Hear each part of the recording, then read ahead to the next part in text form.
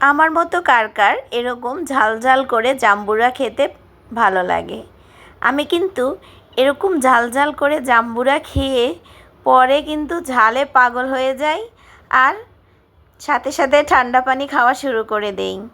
আসসালামু আলাইকুম, সবাই কেমন আছেন? আশা করি আল্লাহর রহমতে সবাই ভালো আছেন। আমি আমার পরিবার নিয়ে আলহামদুলিল্লাহ ভালো আছি। আজকে আরেকটা নতুন ভিডিও নিয়ে চলে আসলাম আপনাদের সাথে শেয়ার করতে।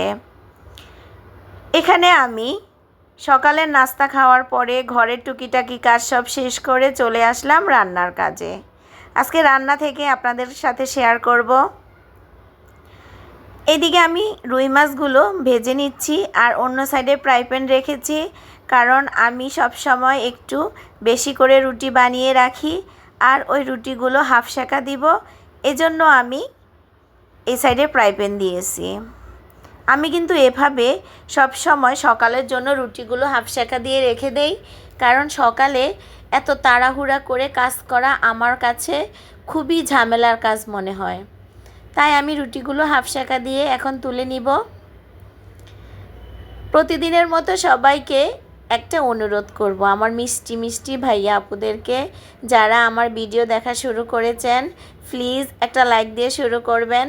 আর যারা আগে থেকে লাইক কমেন্ট করেছেন তাদেরকে অসংখ্য অসংখ্য ধন্যবাদ। আর যদি আমার ভিডিও ভালো লাগে তাহলে প্লিজ এই ছোট বোনটাকে একটা কমেন্টস করে জানাতে পারেন। আর যদি মন থেকে ভালোবাসেন সাবস্ক্রাইব করে পাশে থেকে যেতে পারেন। আমি কিন্তু সকালের কাজ চেষ্টা করি সব সময় একটু এগিয়ে রাখার জন্য। সকালে বাচ্চাদের স্কুল থাকে, ওর বাবার ব্যবসার কাজে বাইরে যাবে, সব মিলিয়ে আমি খুব তাড়াহুড়ার মধ্যে পড়ে যাই। আর এই গরমের মধ্যে সকালবেলা রুটি বানানো খুবই কষ্টকর, তাই আমি আগে থেকে রুটিগুলো ভেজে হাফ সেঁকা দিয়ে রেখে তারপর ঠান্ডা করে ফ্রিজে তুলে রাখি। আমার মতো আপনারাও পারেন সকালবেলা যেন এত ব্যস্ততম দিন না কাটাতে হয়, তাই আগে থেকে আমার মতো রুটিগুলো ভেজে হাফ সেঁকা দিয়ে নিতে পারেন। এখানে আমি মাছগুলো উল্টে পাল্টে দিচ্ছি। রুই মাছগুলো এক পাশ হয়ে গেছে, এজন্য আমি আরেক পাশ ভেজে নিব। তারপর আমি আমার ভাইয়া আপুদেরকে বলবো আজকে আমার জীবনের একটা কাহিনী। আমি কিন্তু গ্রামের সহজ সরল একটা মেয়ে। বিয়ের পরে যখন হাজব্যান্ড বাসা নিয়েছে তখন ঢাকায় চলে আসলাম। হাজব্যান্ড ব্যবসা করে, তাই সেই তাগিদেই ছোট একটা বাসা নিয়েছিল। আর আমি আমার বড় ছেলেকে নিয়ে সারাদিন একা থাকতাম একটা বাসায়। আর ওর বাবা তো শুধু রাত্রে আসতো, সকাল 10টায় যেত আর রাত 10টায় আসতো। আর দুপুরে মাঝখানে ওর জন্য খাবার পাঠাতে হতো। যখন গ্রাম থেকে এসেছি একা বাসায়, তখন কেন জানি খুব মনমরা হয়ে থাকতাম। কেন জানি মা বাবার কথা, বাড়ির কথা খুব বেশি মনে পড়তো, ভাই বোনদের কথা। তখন না নিজে নিজে চোখের পানি চলে আসতো যে আমি ভাই বোন মা বাবা থেকে কত দূরে চলে আসলাম। বিয়ে মানুষের জীবনটাকে একদম উলটপুলট করে দেয়। যাদের ভাগ্য ভালো তারা তো স্বামী সংসার নিয়ে সুখে থাকতে পারে, আর যাদের ভাগ্যটা খারাপ তারা কিন্তু খুবই অশান্তিতে থাকে। এ কষ্টটা কাউকে বলে বোঝাতে পারে না। আমার রুটিগুলো আমি এখন ঠান্ডা করার জন্য টেবিলে রেখে দিচ্ছি। ঠান্ডা হয়ে গেলে আমি একটা বক্সে করে ফ্রিজে তুলে রাখবো। যখন যা প্রয়োজন হয় তখন তাই নামিয়ে আমি ভালোভাবে সেঁকে তারপর খাবো।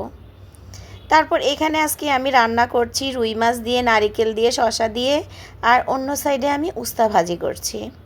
উস্তার ভাজির সাথে সবসময় চেষ্টা করবেন একটু রসুন কুচি দেওয়ার জন্য। রসুন কুচিটা দিলে খেতে খুবই ভালো লাগে। এখানে আমি ফ্রাই প্যানে পরিমাণ মতো তেল দিয়ে পেঁয়াজ কুচি, কাঁচামরিচ আর রসুন কুচি দিয়ে দিলাম। আর অন্য সাইডে আমার মশলাটা কষানো হয়ে গেছে, মশলার উপরে কিন্তু তেল ভেসে আসছে। এখন আমি শসাগুলো দিয়ে দিব। আমি কিন্তু সবসময় শসাতে নারিকেল খাওয়ার চেষ্টা করি। শসাতে কেন জানি নারিকেল না দিলে আমার কাছে ভালো লাগে না। আসলে এটা এক এক এলাকার এক এক রান্না, সবার রান্না কিন্তু একরকম না। আপনারা কিভাবে রান্না করেন আমাকে কমেন্টস করে জানাতে পারেন। তারপর আমার প্রিয় প্রিয় ভাইয়া আপুদেরকে আমার জীবনের কথা বলতেছিলাম। ওখান থেকে কিন্তু রান্নার আবার চলে আসছে। এজন্য আবার সেই কাহিনীতে চলে গেলাম।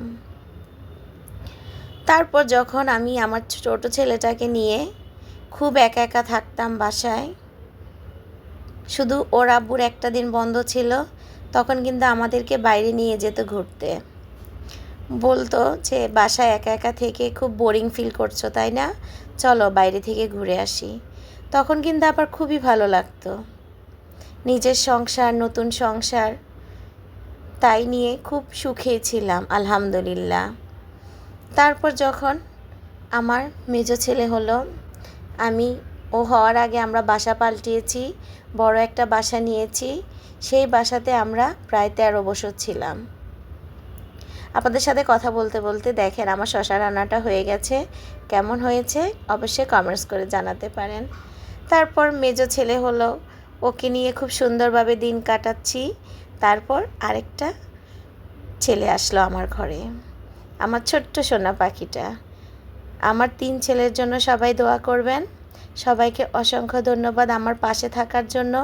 আর এই জাম্বুরা মাখানো দেখে কার কার লোভ লাগছে প্লিজ কমেন্টস করে জানাতে পারেন। আমি কিন্তু এরকম লবণ মরিচ দিয়ে ঝাল ঝাল করে খেয়ে পরে ঠান্ডা পানি খাওয়া শুরু করি, কারণ অনেক ঝাল লাগে, কিন্তু ঝাল খেতে খুবই ভালো লাগে। সবাইকে অসংখ্য ধন্যবাদ। আল্লাহ হাফেজ।